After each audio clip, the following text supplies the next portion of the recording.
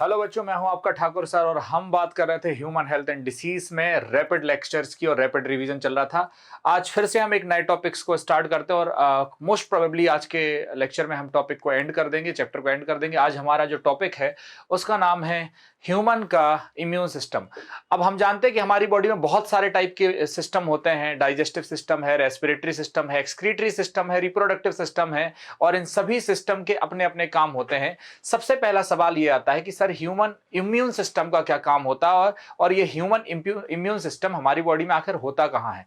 देखिए, human immune system जो होता है वो इम्यूनिटी प्रोवाइड करता है। इसका मतलब है कि हमारे ह्यूमन इम्यून सिस्टम का ही काम है कि फॉरेन एंटीजन और जो बैक्टीरिया आ रहे हैं, जो पैथोजेंस आ रहे हैं, उनको आइडेंटिफाई करना, उनके लिए रिस्पॉन्स देना, साथ ही साथ मेमोरी क्रिएट करना। मेमोरी क्रिएट करने के अलावा अगर हम बात करें एलर्जी, ऑटो इम्यूनिटी और ऑर्गन ट्रांसप्लांट में भी इम्यून सिस्टम का एक रोल होता है। अगर आप एक इमेज देख पा रहे हो, यहां पर एक इमेज आपके सामने देखिए बन रही है और इमेज जो है इसमें आपकी पूरी बॉडी को देखो दिखाया गया और इसमें आपको यहां पर इम्यून सिस्टम ही दिख रहा है, जिसमें यहां पर आप देख रहे हैं कि बहुत सारी लिम्फ नोड्स हैं, स्प्लीन है, बोन मैरो है, जिसमें बोन मैरो आपको दिख रहा है और भी बहुत सारी चीजें दिखाई गई हैं जिनको मैं आपको डिटेल में अभी पढ़ाने वाला हूं।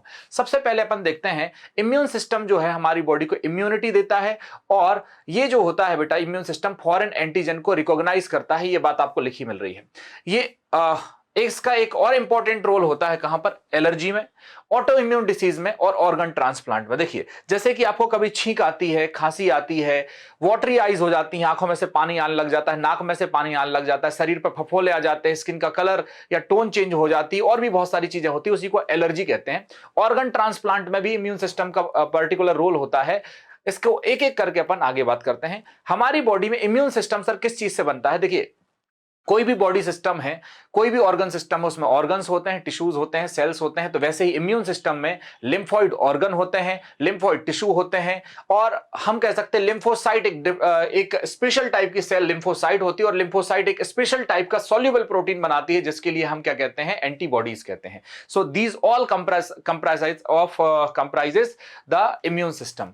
इसके बाद अगर हम बात करते हैं बेटा कि there are two types of हम कह सकते हैं लिम्फॉइड ऑर्गन्स होते हैं हमारी बॉडी में। One is called as primary lymphoid organ and another one is called as secondary lymphoid organ.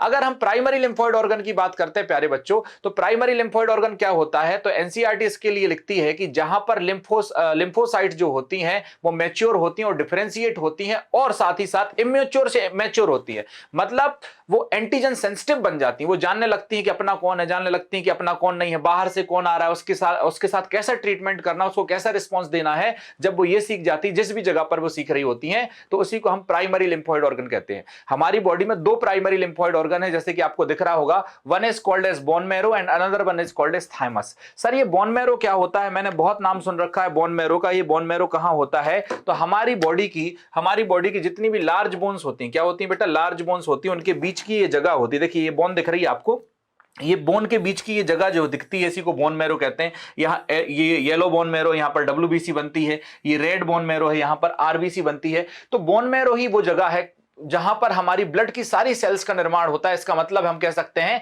कि इरिथ्रोपोइसिस या हिमेटोफॉर्मेशन या ब्लड की फॉर्मेशन जो होती है वो कहां होती, बोन्स के अंदर होती। बोन्स के अंदर जो जगह है, बड़ी बोन्स के अंदर जो जगह है, उसी को हम बोन मैरो कह रहे हैं। So bone marrow is the primary lymphoid organ. जो मेन प्राइमरी लिम्फॉइड ऑर्गन है वो बोन मैरो है। साथ ही साथ सर एक और चीज होती है जिसको हम थाइमस कहते हैं। क्या कहते हैं? थाइमस। थाइमस जो होता है लोब स्ट्रक्चर होता है। देखिए इसमें दो लोब आपको प्रेजेंट दिख रहे होंगे। थाइमस में दो लोब स्ट्रक्चर होता है, राइट लोब होता है, लेफ्ट लोब होता है। थाइमस सर कहां होता है? हमारे स्टर्नम के पीछे की तरफ होता है। स्टर्नम ये ये जो बोन होती है इसको स्टर्नम कहते हैं और स्टर्नम के जस्ट पीछे जो होता है वो क्या होता है बेटा? थाइमस होता है। थाइमस के एक बारे में एक और बात है जो मैं आपको अभी आगे बताऊंगा। अभी थाइमस के बारे में जो बात है बेटा वो ये है कि थाइमस बाय बर्थ, जब जन्म होता है किसी व्यक्ति का, तो थाइमस जो होता है उसमें बहुत बड़ा होता है, लेकिन जैसे जैसे उसकी एज बढ़ती जाती है तो थाइमस क्या होता है, रिड्यूस होता जाता है, जिसके बारे में हम चर्चा करेंगे। सबसे पहले जान लेते हैं बोन मैरो के बारे में। सर बोन मैरो में मैंने अभी आपको बताया कि बोन मैरो जो होता है उसमें क्या क्या होता है। It is the site of formation of all the blood cells including B and T lymphocyte. जो मैंने बी और टी लिम्फोसाइट कल बताई थी वो भी कहां बनती है? बोन मैरो बनती है। चाहे वो हमारी आरबीसी हो, चाहे वो हमारी डब्ल्यूबीसी हो, चाहे वो हमारी प्लेटलेट्स हो, सभी के सभी कहां बनती है बेटा? बोन मैरो में बनती है। थाइमस की अगर हम बात कर लेते हैं तो थाइमस के बारे में क्या लिख रहा है, बाइलोब्ड ऑर्गन, अभी थोड़ी देर पहले मैंने डायग्राम बताया था, बाइलोब्ड ऑर्गन है, कहां होता है, हार्ट के बिल्कुल पास होता है और beneath the breast bone, breast bone का मतलब होता है स्टर्नम, इसके बिल्कुल पीछे होता है, थोरेसिक कैविटी में थाइमस होता है, ये बातें लिखी हुई है ना। आगे की क्या बात कह रहा है कि it is large during the birth, thymus जो होता है जन्म जब होता है किसी व्यक्ति का तो ये बड़ा होता है, लेकिन ग्रेजुअली धीमे धीमे क्या होता है, इसकी साइज जो होती है कम हो जाती है और बहुत छोटी साइज का बचता है, जब तक हम प्यूबर्टी में आते हैं, जब तक हम बड़े होते हैं तो ये बहुत छोटी साइज का बचता है। और यहां पर क्या होता है, immature T lymphocyte from bone marrow is migrated to the thymus and mature. वो कह रहा है कि बोन मैरो में, देखिए ध्यान समझ लीजिए इस बात को, बी लिम्फोसाइट हो और टी लिम्फोसाइट हो, दोनों बनती कहां है, बोन मैरो में, लेकिन बोन मैरो में बी लिम्फोसाइट बनी भी बोन मैरो में और मैच्योर भी बोन मैरो में हुई, तो वो वहां पैदा भी हुई, पढ़ी लिखी भी वहां, मैच्योर भी वहां हुई, सीखी भी सब कुछ हुआ, तो इस वजह से क्या हो गया, उसका नाम पड़ गया B lymphocyte, B for bone marrow. लेकिन टी लिम्फोसाइट जो है वो बोन मैरो में बनी है, लेकिन माइग्रेट हो जाती है मैच्योरेशन के लिए, स्कूल पढ़ने के लिए मामा के घर चली जाती है, वो मामा का घर क्या है, थाइमस, तो थाइमस टी से शुरू होता है, इसलिए इसका नाम हो गया टी लिम्फोसाइट। तो दो टाइप की लिम्फोसाइट होती हैं, एक बी लिम्फोसाइट है और दूसरी कौन सी लिम्फोसाइट है, टी लिम्फोसाइट है। आगे बढ़ते हैं बेटा, सेकेंडरी लिम्फोइड ऑर्गन की बात करते हैं। देखिए प्राइमरी लिम्फोइड ऑर्गन में हमने सिर्फ और सिर्फ किसके बारे में पढ़ा, बोन मैरो के बारे में पढ़ा है और थाइमस के बारे में पढ़ा है, ये दोनों ही काम करती हैं। अब हमें ये देखना है कि सेकेंडरी लिम्फोइड ऑर्गन क्या होते हैं, लेकिन उसके पहले हम सेकेंडरी लिम्फोइड ऑर्गन का थोड़ा सा क्या जान लेते हैं, फंक्शन जान लेते हैं। जिस प्रकार आर्मी की भर्ती होती है, मिलिट्री की भर्ती होती है, तो मिलिट्री वालों को डायरेक्ट जो है युद्ध करने नहीं भेज दिया जाता कि चले जाओ भाई साहब पाकिस्तान चले जाओ, बांग्लादेश की सीमा पे चले जाओ, पहले उनकी ट्रेनिंग होती है, पहले उनको सिखाया जाता है कि हमारा शत्रु कौन है, पहले उनको बताया जाता है कि किस शत्रु से कैसे निपटना है, किसको कैसे पहचानना, किस विधि से मारना है। जब तक उनकी ट्रेनिंग हो रही होती है, जब तक उनको मैच्योर किया जा रहा होता है, वही फंक्शन होता है प्राइमरी लिम्फोइड ऑर्गन का, जहां पर लिम्फोसाइट जो होती है एंटीजन सेंसिटिव बन रही होती हैं। लेकिन जब वो सब कुछ सीख जाती हैं, जब कुछ उनको समझ में आ जाता है कि अपना कौन है, पराया कौन है, किसको कैसे पहचानना, किसको कैसे मारना है, तो उनकी पोस्टिंग कर दी जाती है सेकेंडरी लिम्फोइड ऑर्गन में। उनको भेज दिया जाता है शरीर के अलग अलग भागों में कि वहां जाकर के जो है आप एंटीजन को पहचानो, एंटीजन को पकड़ो और पटक के मार दो उसको, है ना। इसीलिए सेकेंडरी लिम्फोइड ऑर्गन को हम कह सकते हैं it is a site of interaction of antigen and antibody, वहीं पर लड़ाई चल रही होती है एंटीजन और एंटीबॉडी के बीच में। अभी देखते हैं कि हमारी बॉडी में कौन कौन से सेकेंडरी लिम्फोइड ऑर्गन हैं, तो यहां पर लिखा है the organ in which mature lymphocytes migrate from the primary lymphoid organ interact with antigen and then proliferate to become the effector cell। तो वो जहां से जिस जगह पर वो जा रही हैं प्राइमरी लिम्फोइड ऑर्गन से जिस जगह पर जा रही हैं और वहां पर इंटरेक्ट भी करेंगी, किससे करेंगे, इंटरेक्ट एंटीजन से, और प्रोलिफरेट होकर के इफेक्टर सेल बन जाएंगे, उसी को क्या कहते हैं, सेकेंडरी लिम्फोइड ऑर्गन कहते हैं। इसके एग्जाम्पल क्या क्या है, सबसे ज्यादा इंपॉर्टेंट एग्जाम्पल इसका है स्प्लीन। स्प्लीन क्या होता है, बाइलोब्ड स्ट्रक्चर होता है, बिल्कुल किडनी जैसा होता है, लेकिन एक ही होता है ह्यूमन की बॉडी में। स्प्लीन के बारे में आपको अभी डिटेल में मैं पढ़ाऊंगा कि इसको रिजर्व बैंक ऑफ आरबीसी भी कहते हैं, ग्रेवयार्ड ऑफ आरबीसी भी कहते हैं, और क्या क्या करता है ये। इसके अलावा एक और चीज है लिम्फ नोड, जो हमारी लिम्फेटिक वेसल्स होती हैं, जहां पर उनमें स्वेलिंग टाइप की होती है, जहां पर वो एग्रीगेट होती हैं, वहां पर ये ऐसे ही कुछ फॉर्म करती हैं, नोडुल टाइप की फॉर्म करती हैं, इनको हम लिम्फ नोड्स कहते हैं, जिनको यहां जूम करके दिखाया गया है। ये लिम्फेटिक सिस्टम का पार्ट होती है। साथ ही साथ टॉन्सिल्स, आप कहते हैं टॉन्सिलाइटिस हो गया, टॉन्सिल्स हो गए, तो अगर आपको समझ में आए तो यहां पर देखिए, यहां पर टॉन्सिल्स बने हुए, देखिए ये टॉन्सिल्स है, टॉन्सिल्स है, ठीक है, टॉन्सिल्स है। तो टॉन्सिल्स भी एक प्रकार के क्या होते हैं, लिम्फोइड ऑर्गन होते हैं। नेक्स्ट अगर हम बात करें पेयर पैचेस, पेयर पैचेस कहां होते हैं, स्मॉल इंटेस्टाइन में होते हैं। मतलब समझ रहे हो आप कि किसी भी पार्ट में अगर एंटीजन है, किसी भी शरीर के भाग में है, तो वहां कौन है, सेकेंडरी लिम्फोइड ऑर्गन बैठे हुए हैं। स्मॉल इंटेस्टाइन में तो पेयर पैचेस बैठे हुए हैं, फेरिंग्स वाले रीजन में है यहां पर तो टॉन्सिल्स है। स्प्लीन तो है ही, पूरे ब्लड को छानने का काम कौन कर रहा है, स्प्लीन कर रहा है, मतलब एक हिसाब से फिल्टर का काम कर रहा है स्प्लीन। ऑल्दो ब्लड को किडनी ही फिल्टर करती है, लेकिन ये एंटीजन को पकड़ लेता है स्प्लीन उसमें से, ठीक है। एक और होती है बर्मीफॉर्म अपेंडिक्स, क्या नाम है, बर्मीफॉर्म अपेंडिक्स। बर्मीफॉर्म अपेंडिक्स देखिए ये है, बर्मीफॉर्म अपेंडिक्स जो होती है वो भी काम करती है। तो ये सेकेंडरी लिम्फोइड ऑर्गन होते हैं। कुछ म्यूकोसल एसोसिएटेड लिम्फोइड टिश्यू भी होते हैं जो हम आपको बताने वाले। देखिए जो बड़ी आंत होती है या फिर हम कहें लार्ज इंटेस्टाइन होती है, उसमें एक छोटा सा भाग होता है जो बाहर की तरफ निकला होता है, जिसको कभी कभी कहते हैं अपेंडिक्स की बीमारी हो गई है। तो ये बर्मीफॉर्म अपेंडिक्स भी जो होता है सेकेंडरी लिम्फोइड ऑर्गन की तरह काम करता है। ये सारे के सारे सेकेंडरी लिम्फोइड ऑर्गन है। एक बार अपन रिवाइज कर लेते हैं कि कौन कौन से लिम्फोइड ऑर्गन है सेकेंडरी लिम्फोइड ऑर्गन। सबसे पहले स्प्लीन है सर, लिम्फ नोड है सर, टॉन्सिल्स हैं सर, पेयर्स पैचेस हैं, पेयर पैचेस कहां है बच्चों? स्मॉल इंटेस्टाइन में, और लार्ज इंटेस्टाइन में क्या है सर? अपेंडिक्स है। साथ ही साथ यहां पर कुछ टिश्यूज भी होते हैं, अगर हम बात करें लाइनिंग्स में, रेस्पिरेटरी ट्रैक की, डाइजेस्टिव ट्रैक की, और हम यूरिनोजेनाइटल ट्रैक की बात करें तो वहां पर लाइनिंग होती है एपिथेलियल टिश्यूज की, जो कि क्या करता है, लाइनिंग में प्रेजेंट होते हैं, ऐसे ही टिश्यू कहलाते हैं म्यूकोसल एसोसिएटेड लिम्फोइड टिश्यू, जिनको हम माल्ट के नाम से भी जानते हैं, जिनके बारे में हम पढ़ेंगे भी थोड़ी देर बाद। लेकिन उसके पहले सर हम स्प्लीन की बात कर लेते हैं। तो स्प्लीन जो होती है सर वो कहां होती है? देखो स्प्लीन आपको दिख रही है कि स्प्लीन में अच्छी खासी ब्लड सप्लाई होती है, और स्प्लीन जो होता है बीन शेप्ड का स्ट्रक्चर होता है। सर बीन शेप्ड का मतलब कैसा होता है? किडनी जैसा स्ट्रक्चर होता है। देखिए भाई साहब लिखा है बीन शेप्ड स्ट्रक्चर होता है, और इसमें दो प्रकार की लिम्फोसाइट्स और फेगोसाइट, जो मैंने कल बताया था, फेगोसाइट सीधा डायरेक्ट खा लेती है किसी भी एंटीजन के लिए, और लिम्फोसाइट जो होती है वो एंटीबॉडीज बनाती हैं और उससे फिर मार देती हैं। तो मतलब दोनों रहती हैं। Remove born out RBC and micro organism from the blood. अब स्प्लीन का ही काम है, इसमें खराब जो आरबीसी हो गई उसको अलग कर देती है, और माइक्रोब्स जितने होते हैं उसको अलग कर देती है, मतलब फिल्टर की तरह काम करती है। और रिजर्वियर ऑफ द एरिथ्रोसाइट्स भी कहलाती है, या फिर हम कह सकते हैं blood bank of the erythrocyte कहलाती है, और ग्रेवयार्ड ऑफ द एरिथ्रोसाइट कहलाती है। इसी को आरबीसी की रिजर्व बैंक कहते हैं, इसी को आरबीसी का कब्रिस्तान कहते हैं। यहीं पर आरबीसी जो होती है, जो मरी हुई आरबीसी होती है, खट्टी हो जाती है, यहां से फिर जाती है लीवर में, लीवर में कफर सेल्स जो होती हैं उसको खत्म करती हैं, है ना। और फिर हीमोग्लोबिन के पिगमेंट्स वगैरह बनते हैं, जिसमें बिलुरुबिन, बिलुवर्डिन वगैरह आप पढ़ते हैं। उतनी डिटेल हमारे लिए नहीं है, इस वजह से मैं उसको पढ़ा नहीं रहा हूं। आगे बात करते हैं कि क्या होता है। और नेक्स्ट अगर हम आपको बताएं बेटा, तो लिम्फ नोड्स क्या होती हैं? लिम्फ नोड्स जो होती हैं वो लिम्फेटिक सिस्टम का पार्ट होती हैं, और आपको यहां पर दिख रहा है कि यहां पर नोड्स कुछ बनी हुई हैं, लिम्फ नोड्स ही कहलाती हैं। अब लिम्फ नोड्स जो होते हैं found in the lymphatic system as well as, ये क्या होती हैं बेटा? ये भी ट्रैप कर लेती है माइक्रो ऑर्गेनिज्म को और एंटीजन को। इनका भी काम होता है ट्रैपिंग करना माइक्रो ऑर्गेनिज्म को और एंटीजेंस को। और ये क्या करती हैं बेटा? लिम्फोसाइट यहां पर एक्टिवेट हो जाती है, और इम्यून रिस्पॉन्स की वजह से आता है। लिम्फेटिक जो नोड्स हैं उनमें भी इन्फ्लामेशन होने लग जाते हैं इसकी वजह से, है ना। नेक्स्ट आगे बात करते हैं। अगर और हम जाने तो माल्ट के बारे में पढ़ रहे हैं। देखिए हमने आपको बताया था कि जो हमारा इम्यून सिस्टम होता है वो किस किस चीज से बना हुआ है। तो सबसे पहले मैंने आपको ये बताया था कि इम्यून सिस्टम में सबसे पहली चीज जो है वो क्या है? ऑर्गन्स है, लिम्फोइड ऑर्गन, जिसमें मैंने बताया प्राइमरी लिम्फोइड ऑर्गन और secondary lymphoid organ. Primary lymphoid organ में मैंने आपको बताया क्या क्या? बोन मैरो और थाइमस। और सेकेंडरी लिम्फोइड ऑर्गन में मैंने आपको बताया स्प्लीन होती है, लिम्फ नोड होती है, पेयर पैचेस होते हैं, बर्मीफॉर्म अपेंडिक्स होती है, ठीक है। ये सभी चीजें मैंने आपको बताई। साथ ही टॉन्सिल होते हैं। इसके बाद अब हम टिश्यूज की बात कर रहे हैं। ऐसे ही टिश्यूज का नाम है माल्ट। इसका फुल फॉर्म होता है म्यूकोसल एसोसिएटेड लिम्फोइड टिश्यू। क्या नाम होता है इसका बेटा? Mucosal associated lymphoid tissue. ये इनर लाइनिंग पर देखिए, जो ये जो ओपनिंग होती है इसकी लाइनिंग, ल्यूमेन से जो कवर हो रही है ये लाइनिंग, और लाइनिंग पर ये पाए जाते हैं, है ना। म्यूकोसल लाइनिंग पर पाए जाते हैं, इन्हीं को अपन माल्ट कहते हैं। और ये टोटल जितने भी लिम्फोइड टिश्यू होते हैं उसका 50% यही बनाते हैं, माल्ट बनाते हैं, ठीक है। तो 50% जो होता है लिम्फोइड टिश्यू का ये बनाते हैं, इतना ही हमारे लिए इसमें लिखना है, ठीक है, समझना है बेटा। अब हम नेक्स्ट अपना टॉपिक जो है वो करने वाले हैं स्टार्ट। अभी हमें एलर्जी पढ़नी है, तो एलर्जी के लिए हम स्टार्ट करते हैं बच्चों, ठीक है। तो सबसे पहले हम जानते हैं कि एलर्जी होती क्या है। एलर्जी बेटा हम समझते हैं, एलर्जी हमारे इम्यून सिस्टम का ही रिस्पॉन्स होता है।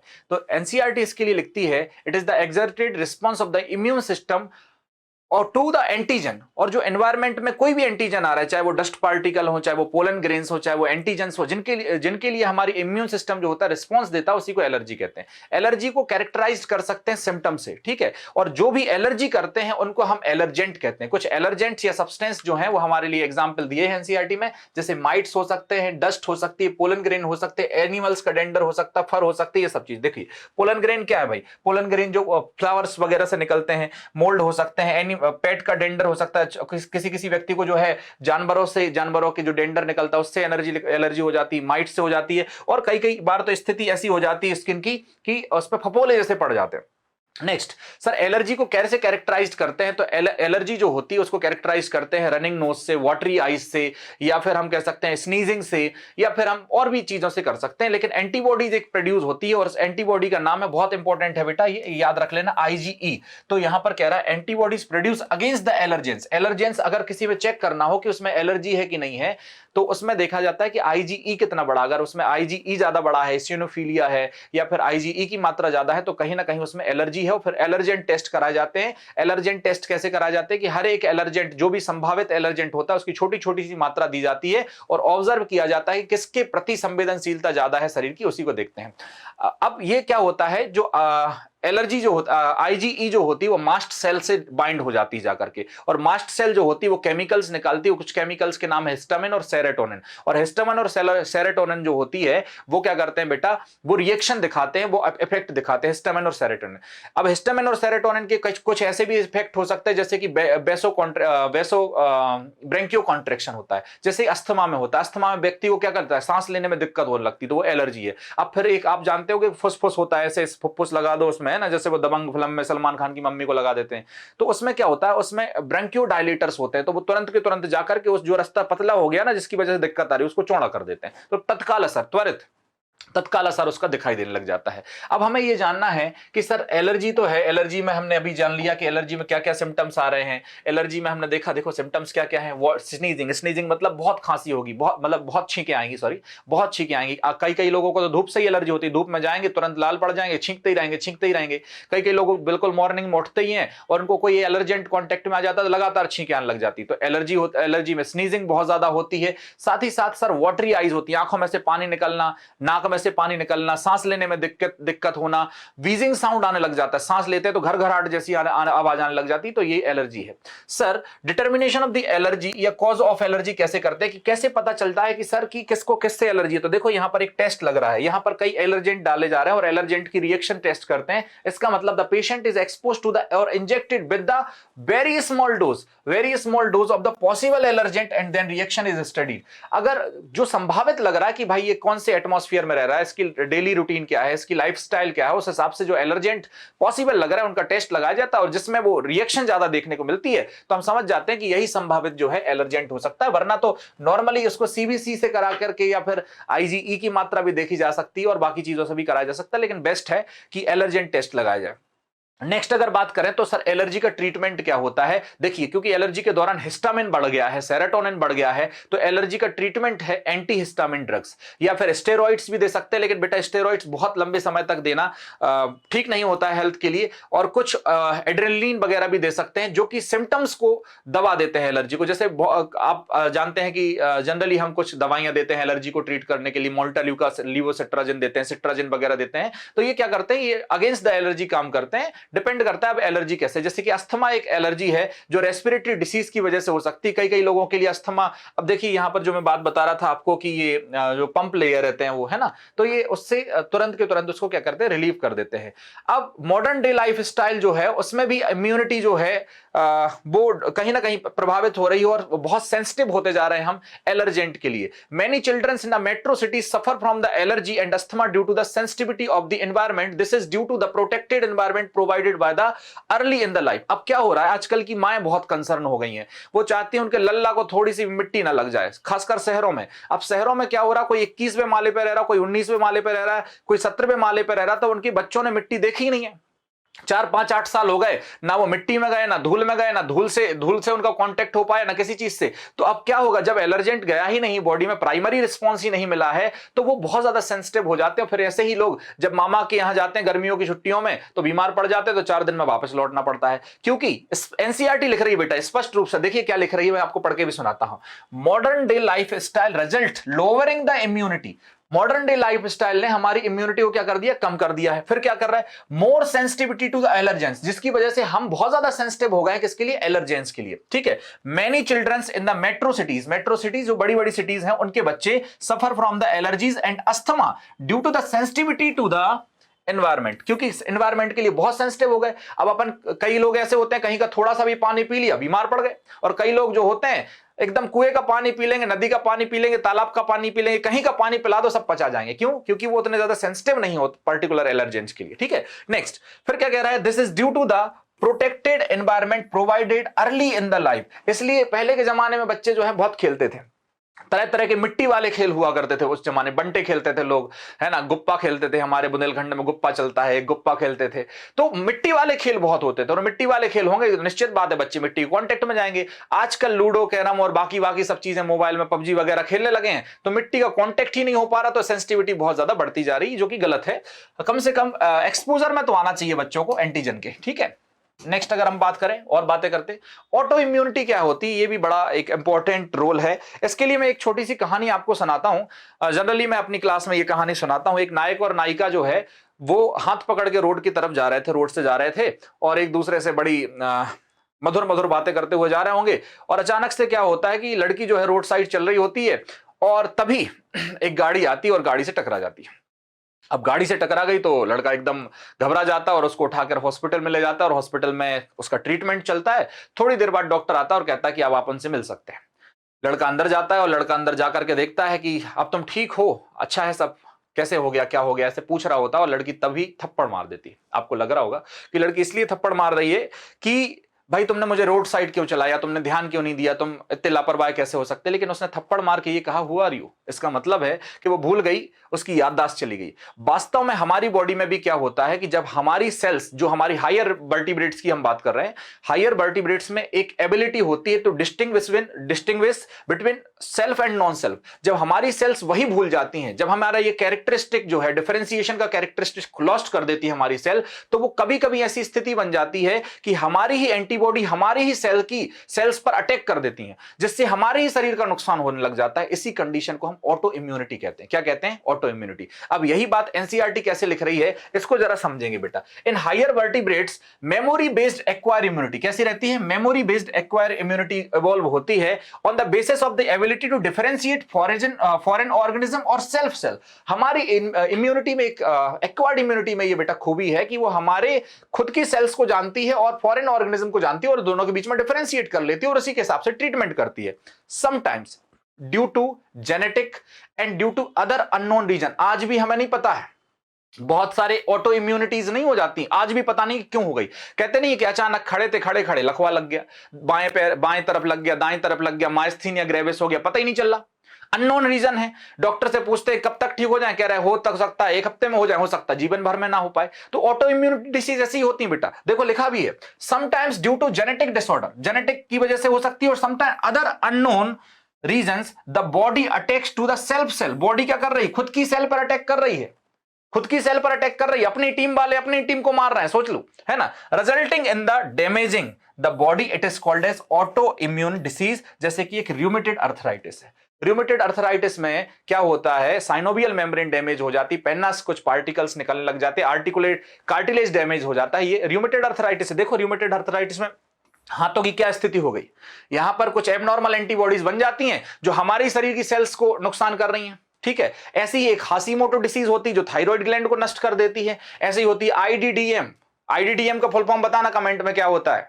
इंसुलिन डिपेंडेंट डायबिटीज मेलेटस, है ना, उसमें भी क्या होता है? परनीशियस एनीमिया होता है, उसमें भी क्या होता है? ये ऑटोइम्यून डिसीज है। एसएलई ऑटोइम्यून डिसीज है। माइस्थीनिया ग्रेविस जो कहां होता है? न्यूरोमस्कुलर जंक्शन पे होता है, पैरालिसिस हो सकता है, उसके बाद स्केलेटल मसल्स वीक हो जाती हैं, है ना। ये सभी क्या है बेटा? ऑटो इम्यून डिसीजेस हैं, जो कि हम अलग अलग चैप्टर्स में आपको पढ़ाएंगे भी, है ना, ऐसा नहीं है कि नहीं पढ़ाएंगे, अलग अलग चैप्टर में पढ़ाएंगे।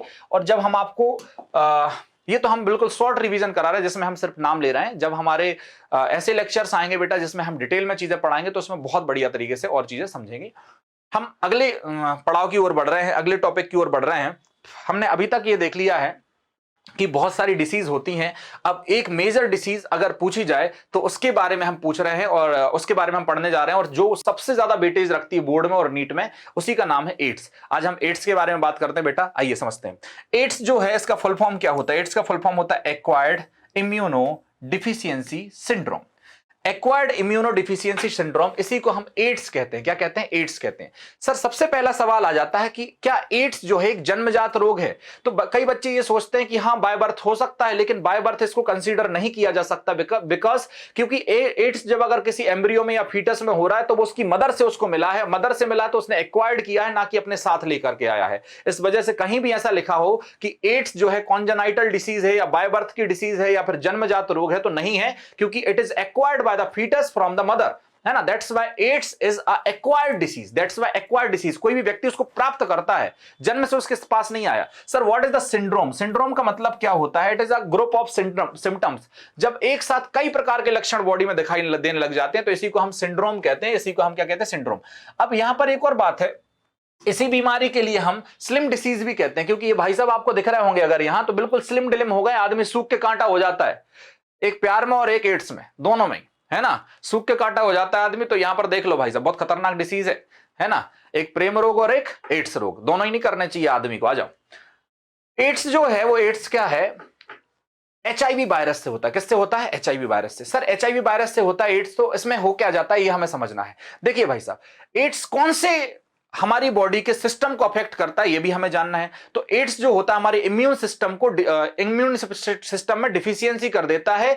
इम्यून सिस्टम में डिफिशियंसी कर देता है, इसका मतलब हमारा इम्यून सिस्टम सही से काम नहीं कर रहा होता है। सिंड्रोम मींस होता है group of symptoms caused by the human immuno deficiency virus, जिसको हम एचआईवी कह रहे थे। और एचआईवी एक रेट्रो वायरस है, और रेट्रो वायरस का मतलब है जिसमें आरएनए जीनोम होता है, रिवर्स ट्रांसक्रिप्टेज जो करता है। और एड्स सबसे पहले पता चला था 1981 मतलब 1981 में। अभी 25 साल में एड्स ने ज्यादा नहीं बेटा तो 25 मिलियन से ज्यादा लोगों की जान ले ली है। तो एड्स बहुत ज्यादा घातक रोग की श्रेणी में आता है बेटा, है ना।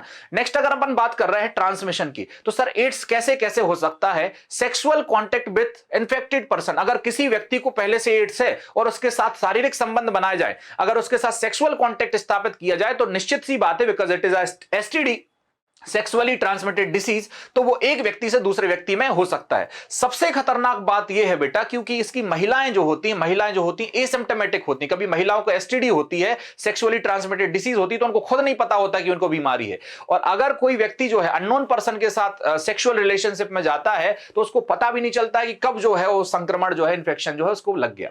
दूसरी बात है transfusion of the contaminated blood and blood product. अगर कभी मान के चलते हैं कि किसी को आप खून देने जाते हो या किसी से भी खून लेने जाते हो, कभी ऐसी स्थिति आ जाती है, तो जरूर यह तय करें कि ब्लड की जांच हो गई हो और एचआईवी टेस्ट ब्लड में लगाया गया हो। कई बार ऐसा होता है कि कोई भला करने जा रहा, पता चला कि है ना दिक्कत बन गई। इस वजह से कभी भी जब रक्त आदान होता है, ब्लड ट्रांसफ्यूजन होता है, मेक श्योर कि उसके पहले उसकी जांच करा लें कि एचआईवी पॉजिटिव तो नहीं है कहीं ना कहीं। दूसरा, sharing of the infected needle. अभी बिहार में ही एक केस हुआ था, एक डॉक्टर साहब थे, उनके पास बड़ा सा एक इंजेक्शन था, उन्होंने 40-50 लोगों में ठोक दिया और सबको एड्स निकल आया। सेम इंजेक्शन से सबको इंजेक्शन लगा दिया, आधे गांव को एड्स हो गया। इसका मतलब है कभी भी जो डिस्पोजेबल सिरिंज का ही यूज करना, एक बार लगाओ फेंक दो तुरंत के तुरंत, डिस्पोजेबल सिरिंज कहलाती हैं।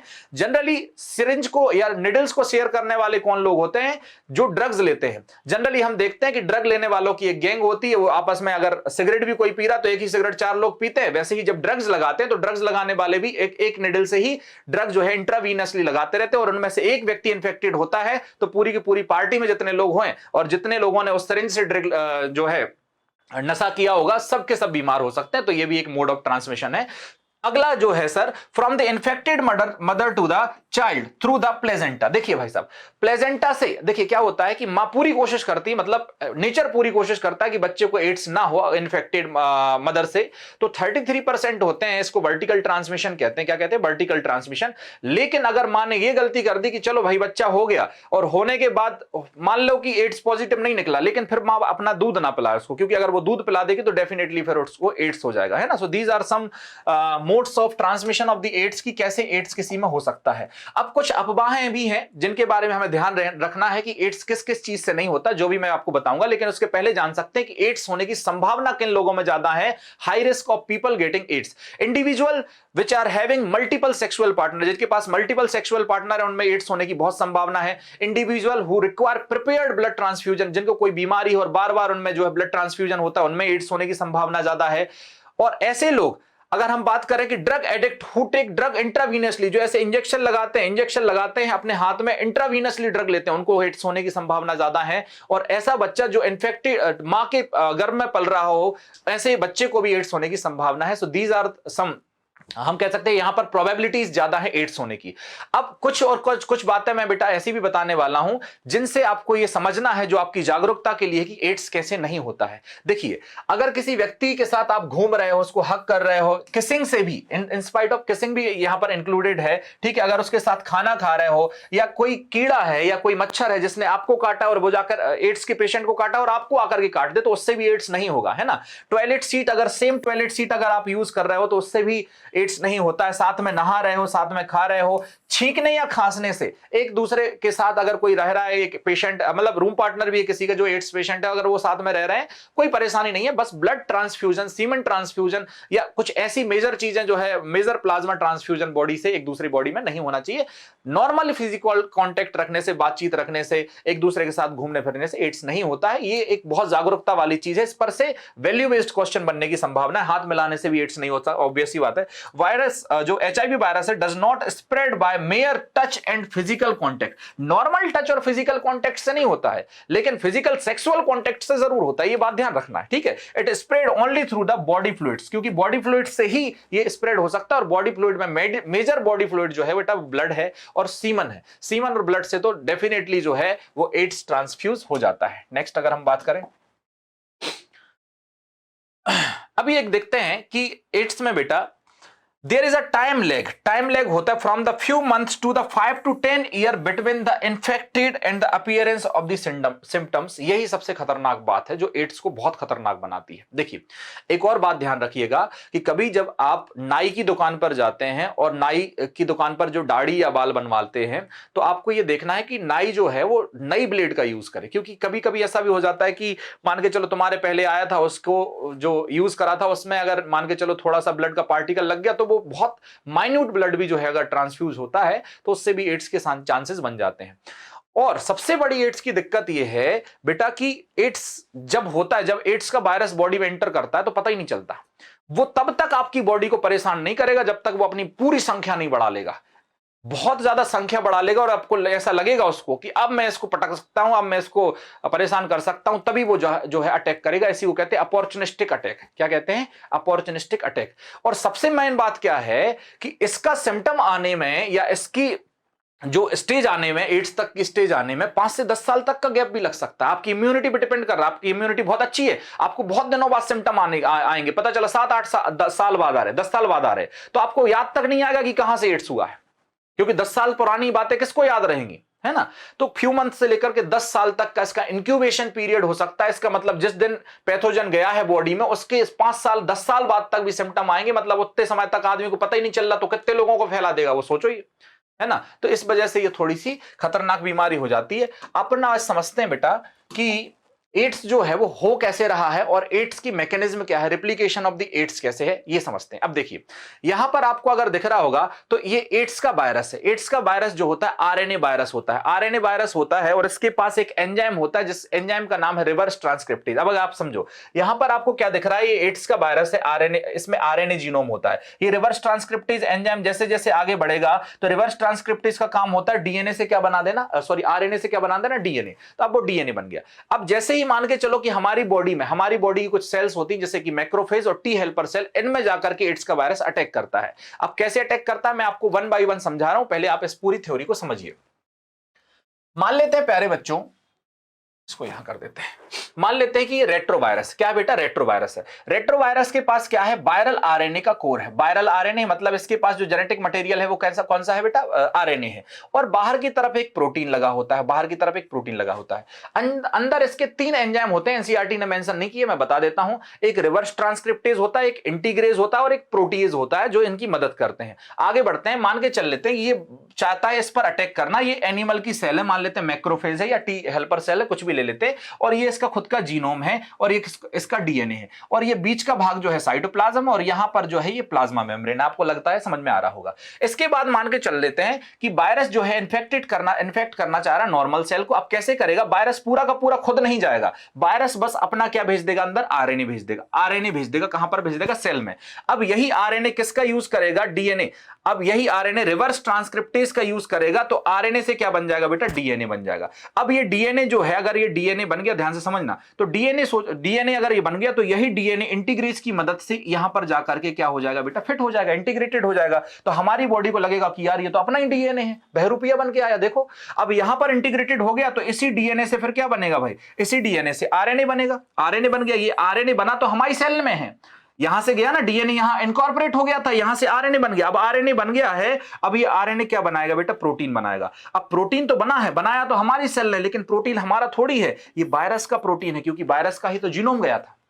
इसका मतलब है हमारी सेल में और ज्यादा वायरस बनने लग गया। देखो क्या हुआ, शुरू से देखो, वायरस आया, उसने आरएनए, उसके पास आरएनए था, आरएनए डाल दिया अंदर, आरएनए से क्या बना दिया, डीएनए। डीएनए कहां भेज दिया, हमारे न्यूक्लियस में। न्यूक्लियस से अब क्या बनेगा, उस डीएनए से आरएनए बनेगा और फिर आरएनए से क्या बनेगा, प्रोटीन। इसका मतलब वायरस जो है वो डिवाइड करने लग गया हमारी बॉडी में। अभी देखो मजे की बात, अब यहां से जब ये सेल से वायरस निकलेंगे बेटा, ये सेल तोड़ करके वायरस निकल जाएंगे, तो न्यू वायरसेस जो हो गए वो बहुत सारे वायरस होने लग जाएंगे मैक्रोफेजेस से। तो मैक्रोफेज क्या क्या करती है, वायरस का प्रोडक्शन बढ़ा देती, वायरस से वायरस बनाने लग जाती है। इस वजह से मैक्रोफेज के लिए हम एचआईवी फैक्ट्री कहते हैं। एचआईवी फैक्ट्री का मतलब क्या हुआ कि बहुत सारे वायरस बनाने का काम करती, मतलब हमारा ही सेनापति जो मैक्रोफेज था ना, हमारा सेनापति है, हमारे लिए लड़ता था, आज हमारे खिलाफ क्या कर रहा है, वायरस बना रहा है, वायरस से वायरस बना रहा है। तभी तो हमारी सेल हार जाती है, क्योंकि बेटा जब देखो जीवन की लड़ाई में अपने ही लोग जो होते हैं गद्दारी कर देते तो हारना तय होता है। यही एड्स में हो रहा है। मैक्रोफेज हमारी रक्षा के लिए कोशिका है, लेकिन वही मैक्रोफेज किससे मिल गई जाकर के, वायरस से, और वायरस को नए वायरस बना बना के दे रही है, वायरस की एचआईवी फैक्ट्री की तरह काम कर रही है। इस वजह से ही तो इंसान हार जाता है। इसीलिए तो आज तक इलाज नहीं है, एड्स का कोई इलाज नहीं है आज तक, है ना। ये इसमें व्यक्ति को ठीक नहीं किया जा सकता, बस व्यक्ति के जीवन को थोड़ा सा बढ़ा दिया जा सकता है। इसमें मरना तो तय है आदमी का एड्स में। आगे बात करते हैं बेटा, नेक्स्ट। अब हम देखते हैं कि क्या हुआ बेटा। यहां पर देखो लाइफ साइकिल ऑफ एचआईवी बता रहा है। लाइफ साइकिल ऑफ एचआईवी क्या होता है, अभी जो मैंने डायग्राम से दिखाया आपको वही मैं बता रहा हूं। सबसे पहले एचआईवी एंटर करेगा बॉडी में, फिर बॉडी में जाएगा तो सबसे पहले कहां जाएगा, मैक्रोफेज में। मैक्रोफेज किसकी तरह काम करेगी, एचआईवी फैक्ट्री की तरह काम करेगी। वो वहां से क्या करेगा, RNA replicates into the प्रिजर्वेंस of the reverse transcriptase, और आरएनए से क्या बना लेगा बेटा, डीएनए बना लेगा। जैसे ही डीएनए बन गया तो वायरल डीएनए कहां पर चला जाएगा, होस्ट के डीएनए में जाकर के फिट हो जाएगा। फिर क्या करेगा, इन्फेक्टेड सेल जो होती है वायरस के पार्टिकल बनाने लग जाती है। अब वायरस के पार्टिकल बन गए, फिर क्या होगा, एचआईवी सेल किसकी तरफ जाती है, TH helper, T helper cell के पास जाती है। टी हेल्पर सेल कौन है, कल मैंने बताया था। टी हेल्पर सेल वही सेल है जो बी लिम्फोसाइट की मदद करती है एंटीबॉडी बनाने में।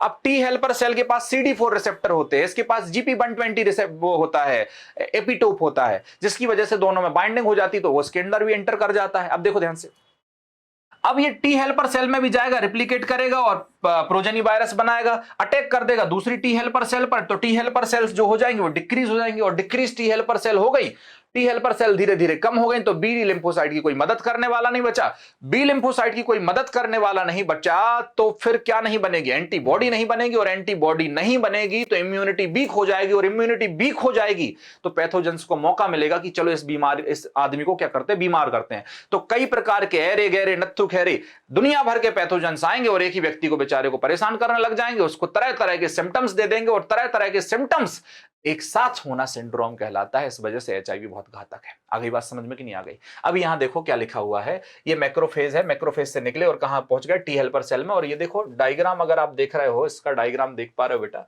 तो मैं आपको यहां दिखाता हूं। देखो ये एचआईवी है, एचआईवी के जो ये लगे रहते हैं ना, ये दिख रहा है आपको, ये GP120 कहलाते हैं। और जो टी हेल्पर सेल में क्या बताया अभी मैंने, CD4, तो ये यहां पर जाकर के बाइंड करता है। ठीक है क्या, तो ये कहानी है बेटा।